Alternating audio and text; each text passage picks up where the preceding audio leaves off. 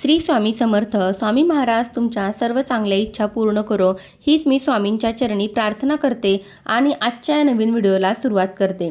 20 मार्च 2026 या दिवशी आहे श्री स्वामी समर्थ महाराजांचा प्रकट दिन.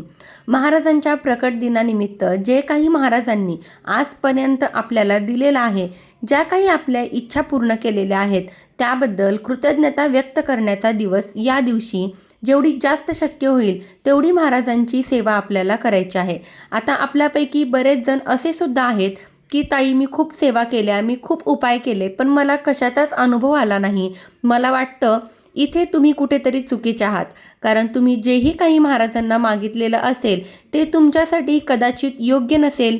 पुढे भविष्यात त्या गोष्टीचा तुम्हाला त्रास होऊ शकतो, म्हणून एकतर महाराजांनी तुम्हाला दिलेलं नसेल किंवा ती गोष्ट देण्याची तुमच्या आयुष्यात येण्याची वेळ आलेली नाही, म्हणून ती गोष्ट तुम्हाला मिळाली नसेल. बऱ्याच वेळेला असं होतं बघा की आपल्याला एखादी गोष्ट आपण खूप याने मागितलेली आहे आणि ती गोष्ट पूर्ण होऊ द्या, मला असं होऊ द्या, तसं होऊ द्या, आणि ती गोष्ट आपल्याला मिळत नाही. आणि काही दिवसांनी, काही महिन्यांनी अशी काहीतरी सिच्युएशन येते आणि आपण म्हणतो तर अरे हो, बरं झालं, त्यावेळेला जर मला ती गोष्ट मिळाली असती तर माझं खूप जास्त नुकसान झालं असतं, किंवा आता माझ्यावर जीव द्यायची पाळी आली असती.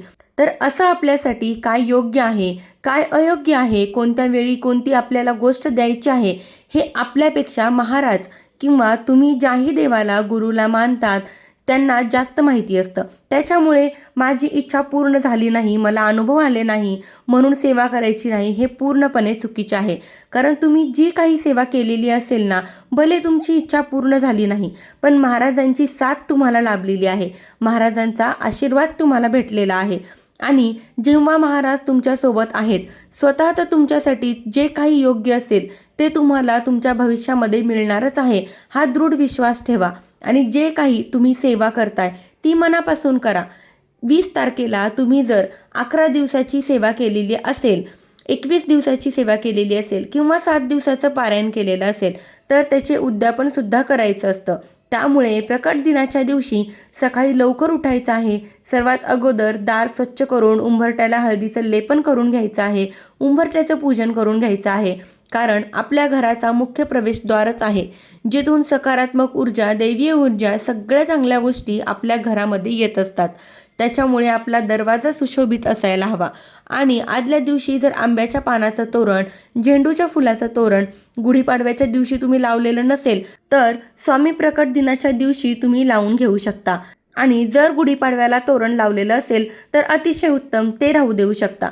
तुम्ही सकाळी लवकर देवपूजा करायची आहे. आणि देवपूजा करताना तुमच्याकडे स्वामींची मूर्ती असेल तर स्वामींची मूर्ती तुम्हाला ताम्हणामध्ये घ्यायची आहे. आणि स्वामींच्या मूर्तीवर शक्य झालं तर आजच्या दिवशी, म्हणजे स्वामी प्रकट दिनाच्या दिवशी, वेळात वेळ काढून 16 वेळा पुरुष सूक्त म्हणून स्वामींच्या मूर्तीवर अभिषेक करायचा आहे. 16 वेळा पुरुष सूक्त म्हणणं शक्य नसेल तर कमीत कमी 1 वेळा पुरुष सूक्त म्हणून मूर्तीवर अभिषेक करायचा आहे. त्यानंतर श्री सूक्त म्हणायचं आहे. त्यानंतर 1 वेळा पवमान सूक्त म्हणायचं आहे. रामरक्षा जी आहे ती 9व्या ओळीपर्यंत म्हणून तुम्हाला महाराजांच्या मूर्तीवर अभिषेक करायचा आहे. अभिषेक झाल्यानंतर मूर्ती स्वच्छ पुसायची, देवघरामध्ये ठेवायची, महाराजांना हिना अत्तर लावायचं. तुम्हाला जर चाफ्याची फुले, पिवळी फुले मिळाली तर अतिशय उत्तम, त्याचा हार किंवा ती फुलं महाराजांना अर्पण करायची आहेत. आणि सकाळी देवपूजा झाल्यानंतर काहीतरी गोडाचा, दूध साखरेचा, फळाचा, पेढ्याचा, कशाचा तरी नैवेद्य दाखवायचा आहे. आणि त्यानंतर आरती वगैरे झाल्यानंतर दुपारी जेव्हा आपला स्वयंपाक वगैरे होईल, मग त्यावेळेला जो काही तुम्ही महाराजांसाठी नैवेद्य बनवलेला असेल, जो काही तुम्ही स्वयंपाक बनवलेला असेल, त्याचा नैवेद्य तुम्हाला दुपारी महाराजांना आवर्जून दाखवायचा आहे. महाराजांच्या आवडीचे पदार्थ कोणकोणते आहेत, महाराजांना नैवेद्य कसा दाखवायचा, नैवेद्य दाखवताना कोणते मंत्र म्हणायचे असतात, हा व्हिडिओ मी लवकरच आपल्या चॅनलवर घेऊन येणार आहे. त्यामुळे नक्की तुम्ही तो व्हिडिओसुद्धा बघून घ्या. त्यानुसार महाराजांना नैवेद्य दाखवू शकता.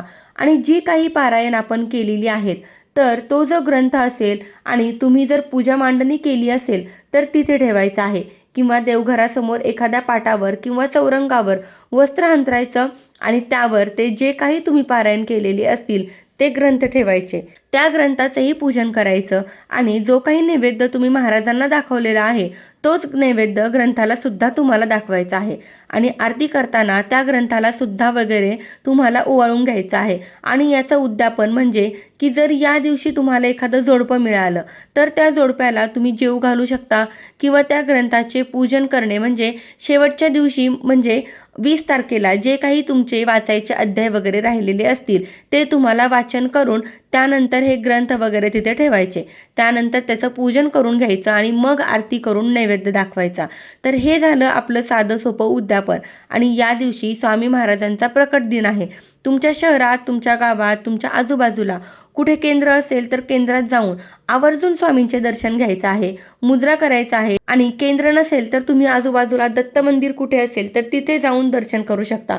आणि आवर्जून केंद्रात जाताना किंवा दत्त मंदिरामध्ये जाताना तुम्ही पाण्याचा छोट्या छोट्या बॉटल्स असतील, केळी असेल किंवा अजून कोणतं फळ असेल किंवा अजून कोणते काही पदार्थ तुम्हाला शक्य असतील बनवणं तर ते घेऊन जायचं आहे आणि त्याच दिवशी तुम्ही तिथे वाटप करू शकता.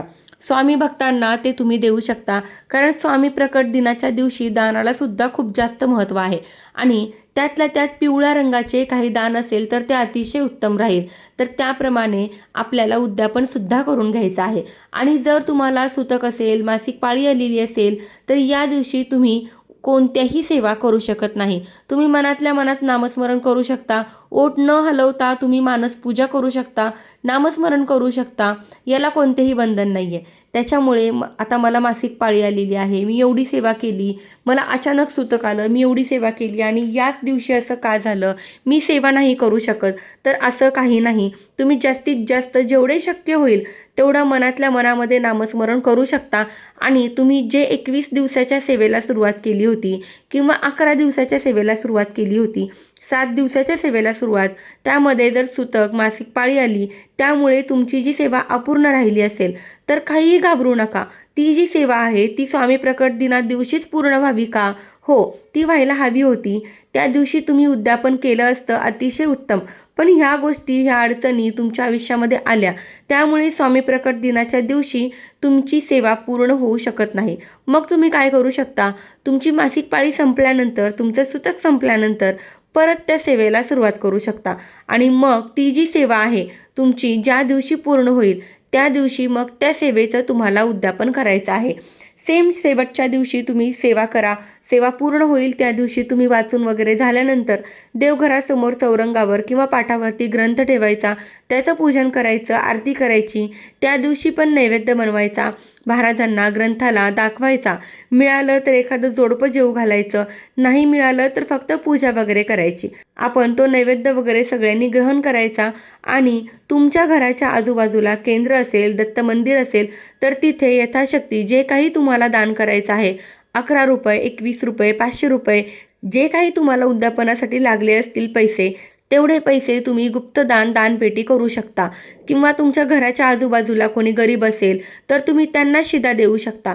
गरीब कोणी नसेल, शिदा घेणारं कोणी नसेल तर आजूबाजूला कोणत्याही मंदिरामध्ये तुम्ही तिथे सुद्धा ठेवून येऊ शकतात, जेणेकरून तिथले जे गुरुजी असतील, ते पूजा करणारे असतील, ते घेतील. आणि शिधा जो आहे तो एका कुटुंबाचा, म्हणजे समजा अंदाजे एका कुटुंबामध्ये 4 व्यक्ती असतात तर त्यांचं एका दिवसाचं व्यवस्थित जेवण व्हावं असं इतकं शिधा जो असतो तो द्यायचा असतो. शिधा म्हणजे काय तर गव्हाचं पीठ असेल, तांदूळ असेल, तेल असेल, रवा असेल, साखर असेल तर याला आपण शिधा म्हणतो. तर तो शिधा आपल्याला मंदिरामध्ये देऊन यायचा आहे. कारण आजकाल बघा जोडपे वगैरे कोणी जेवायला येत नाहीत किंवा भेटत नाहीत, मग शिधा देणे एक साधा सोपा ऑप्शन आहे आणि या पद्धतीने आपण उद्यापन जे आहे ते करू शकतो. तर अशा प्रकारे स्वामींचा प्रकट दिन आपल्याला साजरा करायचा आहे. आणि या दिवशी आवर्जून स्वामी चरित्र सारामृताचा पाठ करायचा आहे. गुरुचरित्रातील 14वा 18वा जो अध्याय आहे तो पठण करायचा आहे. श्री स्वामी समर्थ या मंत्राचा 11 माळी जप करायचा आहे. आणि तारक मंत्र जो आहे तो सुद्धा 11 वेळा म्हणायचा आहे. आणि शक्य झालं तर आजूबाजूच्या केंद्रामध्ये जाऊन स्वामींचं दर्शन नक्की घ्या. केंद्र नसेल तर दत्त मंदिरामध्ये जाऊन महाराजांचे दर्शन घ्यायचं आहे.